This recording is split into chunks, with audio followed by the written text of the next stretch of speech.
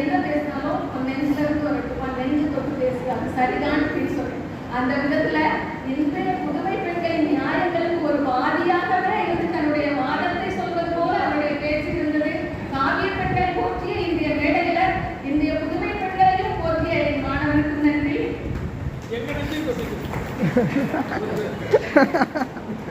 அவைகளின் நன்றியும் விட்டாங்க.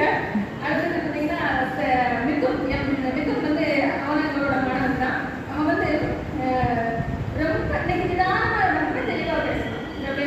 அதாவது நான் ஏற்கனவே சொல்ல முயற்சித்தது போல வால்மீகி ராமாயணம் வந்து இருந்தது கதைக்கிற அதுவேதான்.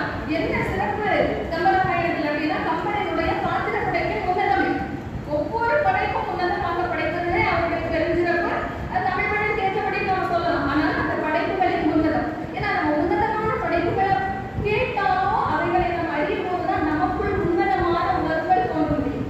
எல்லாருக்கிட்டையும் கீழ்மை இருக்கும், மேன்மை இருக்கும். மேன்மையை பற்றி சிந்திக்க சிந்திக்கத்தான் மேன்மை அதிகமாகும். அந்த விதத்துல மேன்மையான படைப்புகளை படைத்தெழுத்த கம்பன், அதாவது அவருடைய சொற்சுவை, கவிச்சுவை, இதெல்லாம் தான் அதனுடைய சிறப்புகள்.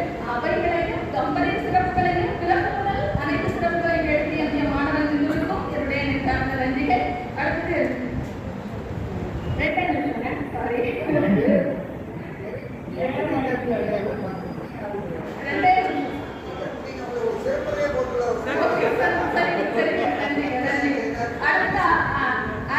சிவமான அருணாச்சலேனி ஆடல் கலையரசே. அந்த ஆடலை வந்து நம்ம முன்னாடி ஏற்றி காட்டிய ஸ்ரீசாந்த் நடனம் அணிந்ததற்காக மேலும் ஒரு நன்றி ஸ்ரீசாந்துக்கு. அப்புறம் இந்த நாங்கள் எல்லாரும் பிளான் பண்ணி ட்ரைனிங் பண்ணோம். அந்த வெள்ளிக்கும்மி ஒளிக்கும்மி டான்ஸ் பண்ண மாணவர்களுக்கும் நன்றி. அடுத்த ரொம்ப முக்கியமாக சொல்றது இந்த லயன்ஸ் கிளப் தான். நான்